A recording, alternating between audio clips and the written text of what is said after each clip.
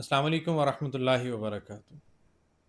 آج ہم ایک ایسے موضوع پر بات کریں گے جو ہر مسلمان کے دل کو جھنجھوڑ دینے والا ہے۔ ذرا غور کیجئے، اسلامی سال کا آخری مہینہ ذی الحجہ ہے، قربانی کا مہینہ، اور اسلامی سال کا پہلا مہینہ محرم الحرام ہے، یہ بھی قربانی کا مہینہ۔ اسلامی کیلنڈر قربانی سے شروع ہوتا ہے اور قربانی پر جا کر کے ختم ہوتا ہے، گویا اسلام کا پورا پیغام ہی قربانی ہے۔ پھر وہ قربانی چاہے مال کی ہو یا جان کی ہو، قربانی نفس ہو یا پھر قربانی خواہشات، اللہ جل شانہ کی راہ میں سب کچھ قربان کر دینا، یہ شاید یہاں پر مقصود ہے۔ ذی الحجہ کی قربانی سیدنا ابراہیم علیہ السلام کا ایک عظیم امتحان تھا۔ ذی الحجہ آتا ہے تو ہمارے سامنے اللہ جل شانہ کے جلیل القدر، اللہ جل شانہ کے خلیل، اللہ جل شانہ کے دوست حضرت ابراہیم علیہ السلام کی قربانی کی تصویر آ جاتی ہے۔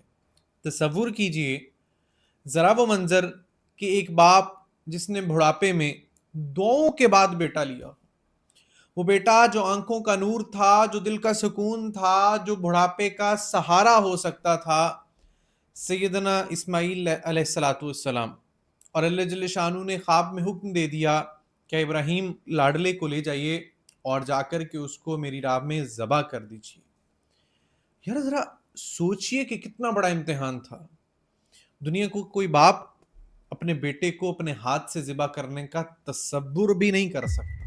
یہ جو اس وقت باپ ہیں جن کو اللہ جل شانہ نے اولاد دی ہوئی ہے، وہ اس کنسپٹ کو بڑے اچھے طریقے سے سمجھ سکتے ہیں کہ اولاد کی محبت کیا ہوتی ہے اور اولاد کو قربان کر دینا کتنی بڑی قربانی ہے۔ مگر ابراہیم علیہ السلام نے ایک لمحے بھی تاخیر نہیں کی۔ انہوں نے بیٹے سے کہا، یا بنیہ انی ارا فی المنام انی اذبحک فانظر ماذا تری، اے میرے بیٹے میں نے خواب دیکھا۔ خواب کیا دیکھا؟ کہ میں تجھے ذبح کر رہا ہوں، تو بتا تیری کیا رائے ہے۔ وہ بیٹا، وہ نوجوان بیٹا حضرت اسماعیل علیہ السلام نے کیا خوبصورت جواب دیا، اے ابا جان آپ کو جو حکم ہوا ہے آپ وہ کر گزریے، آپ انشاءاللہ مجھے صبر کرنے والوں میں پائیں گے۔ سبحان اللہ، باپ بھی اللہ جل شانہ کا فرما بردار اور بیٹا بھی میرے رب کا فرما بردار۔ باپ نے چھری اٹھائی، بیٹے کو منہ کے بل لٹایا، آنکھوں پر پٹی باندھی تاکہ باپ کا دل نہ پسیجے، اور جب چھری چلائی تو اللہ رب العزت نے آسمان سے ایک مینڈا بھیج دیا اور فرمایا، قد صدقت الرؤیا انا کذالک نجزی المحسنین، اے ابراہیم تم نے خواب کو سچ کر دکھایا، بے شک ہم نیکی کرنے والوں کو اسی طرح جزا دیتے ہیں۔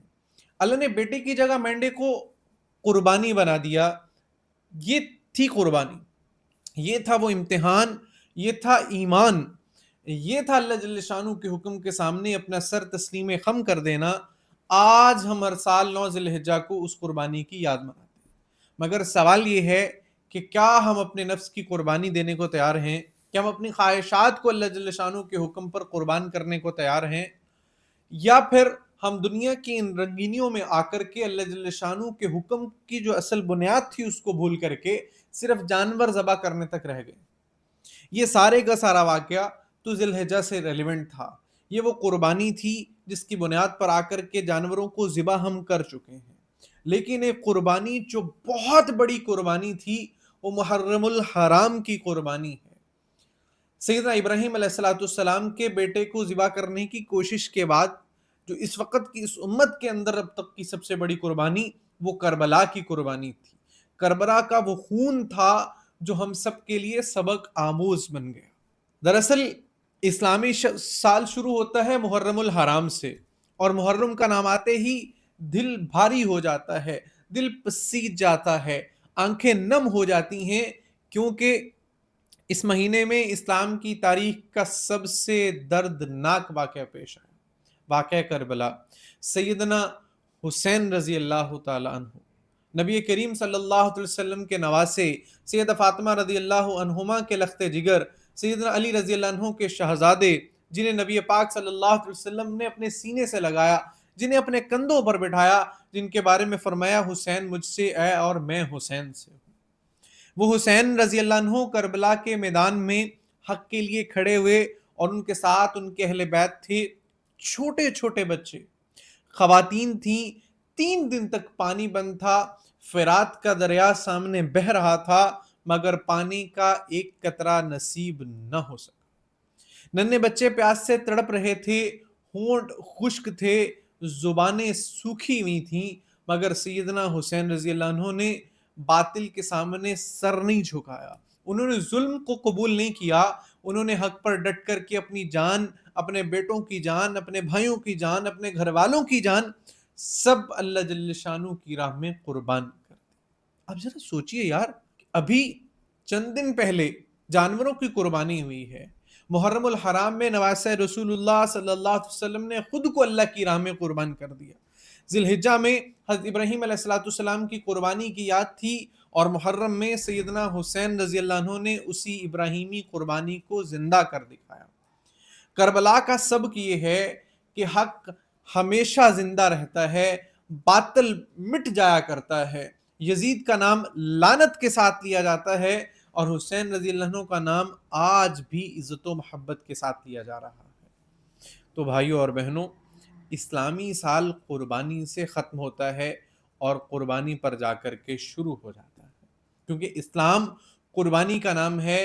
اللہ جل شانہ کی راہ میں اپنی جان، مال، وقت اور خواہشات سب کچھ قربان کر دینا، یہی ایمان ہے۔ لوگ نیا سال آنے پر خوشی مناتے ہیں، پٹاخے پھوڑتے ہیں، جشن مناتے ہیں، ایک دوسرے کو مبارکباد دیتے ہیں، نیا سال مبارک، ہیپی نیو ایئر، مگر ذرا رکیے اور سوچیے، خوشی منانے کی بات تو نہیں ہے، یہ تو میری زندگی کا 1 سال کم ہو گیا ہے، میں اپنی قبر کے ایک اور سال قریب ہو گیا، جو وقت گزر گیا وہ کبھی واپس نہیں آئے گا۔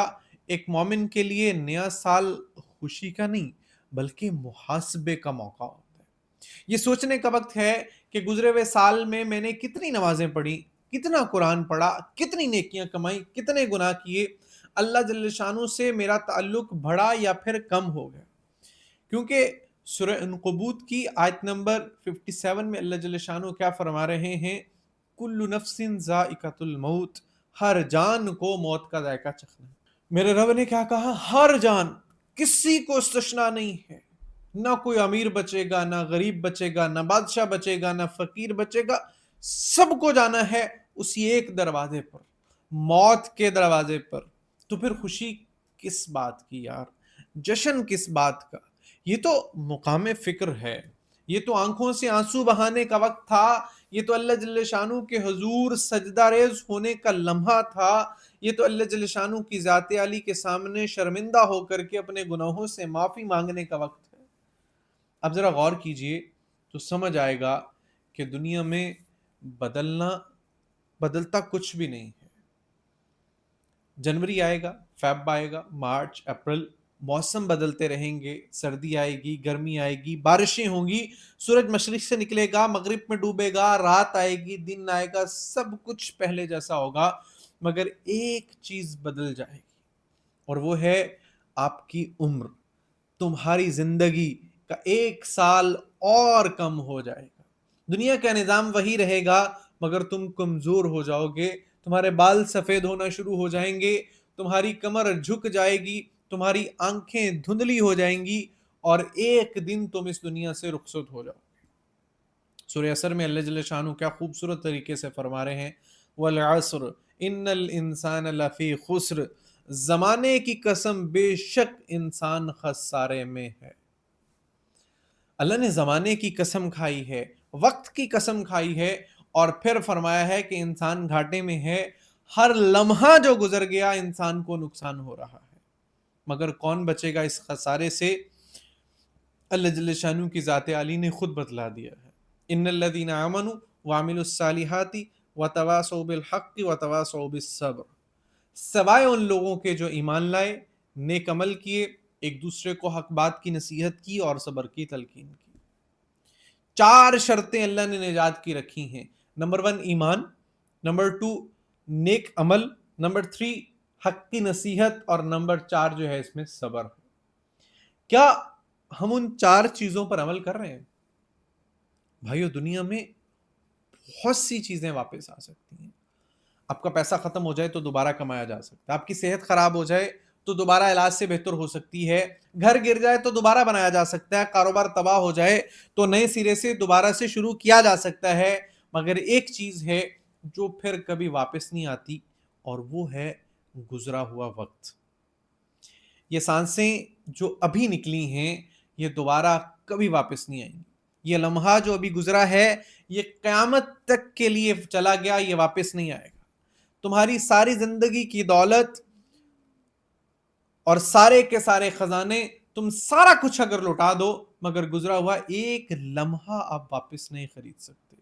نبی اکرم صلی اللہ علیہ وسلم نے صحیح بخاری کی حدیث نمبر 6412 میں کیا فرمایا کہ 2 نعمتیں ایسی ہیں جن کے بارے میں اکثر لوگ دھوکے میں ہیں.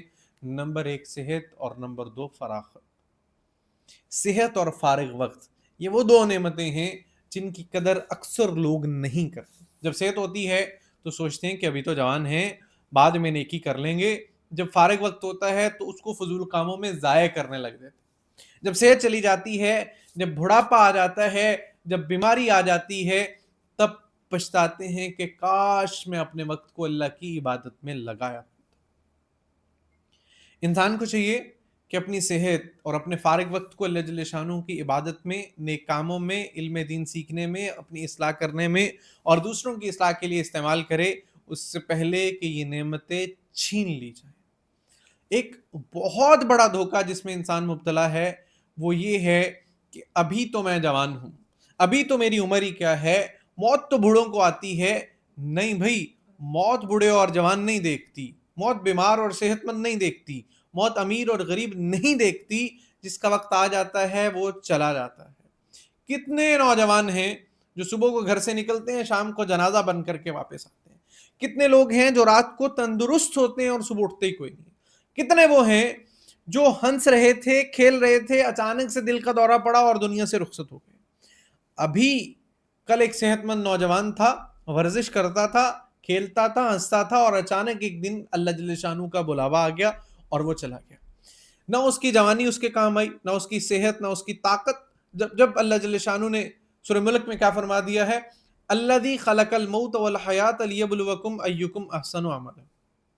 وہ ذات جس نے موت اور زندگی کو پیدا کیا تاکہ تمہیں آزمائے کہ تم میں کون بہتر عمل کر کے آتا ہے. اب ذرا غور کیجئے، اللہ نے موت کا ذکر حیات زندگی سے پہلے کیا ہے. الذی خلق الموت والحیات. اللہ کیا کہہ رہے ہیں کہ موت پیدا کی اور زندگی کو پیدا کیا. اللہ پہلے موت کا ذکر کر رہے ہیں کیونکہ موت کی یاد انسان کو بہتر زندگی گزارنے پر مجبور کرتی. زندگی کا مقصد صرف جینا نہیں ہے بلکہ بہتر عمل کرنا ہے. اللہ جل شانہ یہ نہیں دیکھے گے کہ تم کتنے سال جیو ہو، بلکہ یہ دیکھیں گے کہ تم کیسے جی کر کے آئے ہو. اللہ آپ کی کوانٹٹی کو نہیں دیکھیں گے، آپ کی کوالٹی کو اللہ جل شانہ دیکھیں گے. اب ایک اور بات سنیں جو آج کے دور میں سب سے بڑی بیماری بن چکی ہے. ہمارے نوجوان اور بوڑھے دونوں ایک ایسی چیز کے غلام بن چکے ہیں جو ان کی زندگی کو چوری کر رہی ہے، اور وہ ہے آپ کا موبائل فون. صبح اٹھتے ہیں، اٹھتے ہی موبائل، سوتے وقت موبائل، کھانا کھاتے وقت موبائل، مسجد میں بیٹھے تو پھر موبائل، سلام پھیرا ساتھ ہی موبائل، گھر والوں کے ساتھ بیٹھے ہیں تو موبائل، گیمز، چیٹنگ، فضول ویڈیوز، بلا وجہ سکرولنگ، گھنٹوں کے گھنٹوں ضائع کر دیتے ہیں اور ہمیں پتہ بھی کوئی نہیں چلتا. ایک بات، بہت مؤثر قسم کی بات کہنا چاہتا ہوں، ذرا غور سے سنیے گا.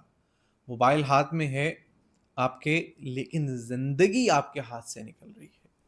ہم سوچتے ہیں کہ ہم موبائل استعمال کر رہے ہیں، مگر حقیقت یہ ہے کہ موبائل ہمیں استعمال کر رہا ہے. ہمارا وقت، ہماری صحت، ہماری آنکھیں، ہمارے رشتے، ہماری نمازیں، ہمارے تعلقات، ہمارا خلوص، سب کچھ اس چھوٹی سی سکرین کی نظر ہو گیا. حضور اقدس صلی اللہ علیہ وسلم نے صحیح بخاری کے اندر حدیث نمبر 6412 میں فرمایا کہ 2 نعمتیں ایسی ہیں جن کے بارے میں اکثر لوگ دھوکے میں ہیں، ایک صحت اور دوسری فراغت. فارغ وقت اور صحت یہ اللہ جل شانہ کی نعمت ہیں. ہم ان نعمتوں کو فضول کاموں میں، ریلز میں، گیمز میں، چیٹنگ میں ضائع کر رہے ہیں. قیامت کے دن اللہ جل شانہ ہم سے اس کا حساب مانگے. سورہ حشر میں اللہ جل شانہ کیا فرما رہے ہیں؟ یا ایھا الذین آمنوا اتقوا اللہ ولتنظر نفس ما قدمت لغد، اے ایمان والو اللہ سے ڈرو اور ہر شخص دیکھے کہ اس نے کل آخرت کے لیے آگے کیا بھیجا ہے۔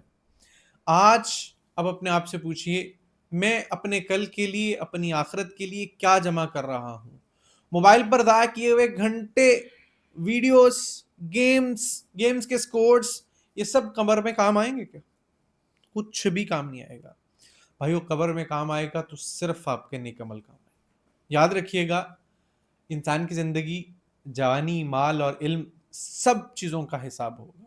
قرآن ہمیں یہ سوچنے کی دعوت دیتا ہے کہ ہم نے آخرت کے لیے کیا بھیجا ہے، اور احادیث ہمیں صحت اور فراغت کی قدر کرنا سکھاتی ہیں۔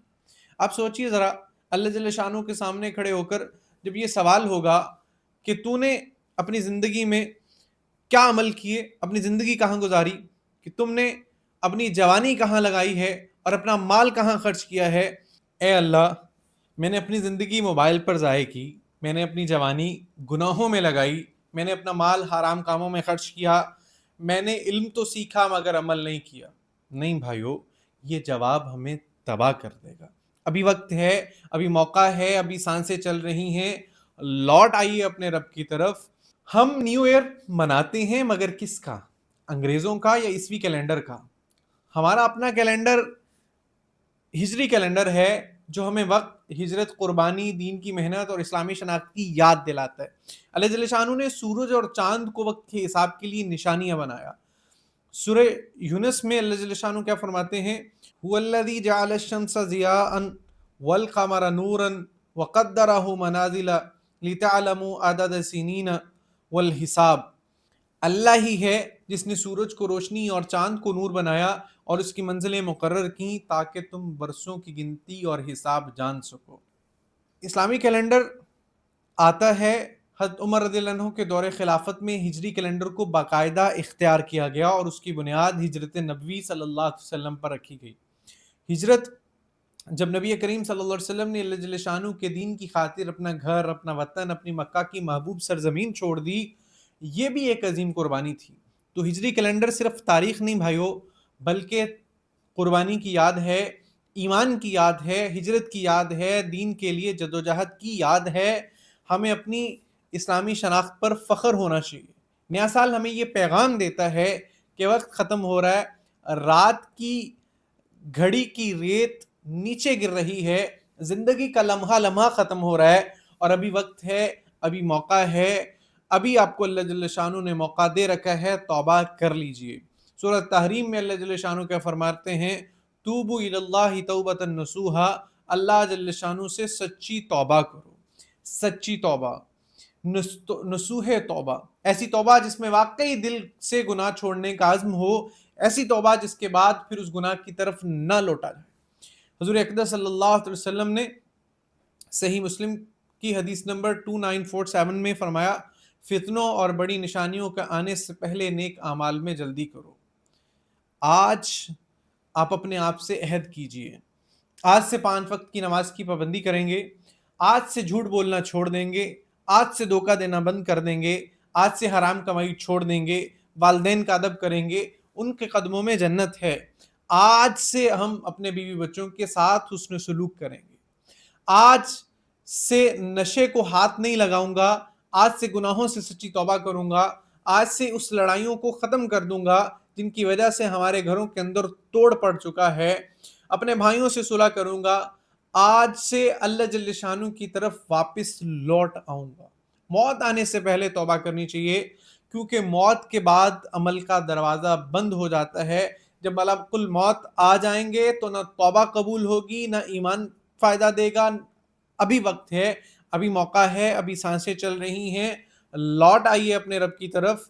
آخر میں ایک بات کہہ کر کے اپنی بات ختم کروں گا، نیا سال اصل میں ایک پیغام ہے کہ وقت گزر رہا ہے، قبر قریب آ رہی ہے، اور ابھی بھی موقع ہے کہ بندہ اپنے رب کی طرف واپس لوٹ آئے۔ اور یاد رکھو، ہمارا اسلامی سال قربانی پر ختم ہوتا ہے اور قربانی سے شروع ہوتا ہے۔ ذی الحجہ میں ابراہیم علیہ السلام کی قربانی اور محرم میں سیدنا حسین رضی اللہ عنہ کی قربانی کی یاد۔ پیغام واضح ہے، اللہ جل شانہ کی راہ میں سب کچھ قربان کر دینا ہی اسلام ہے۔ اللہ ہم سب کو سچی توبہ کی توفیق عطا فرمائیں، اللہ ہمارے گناہوں کو معاف فرمائیں، اللہ ہمیں ایمان پر خاتمہ نصیب فرمائیں، آمین یا رب العالمین۔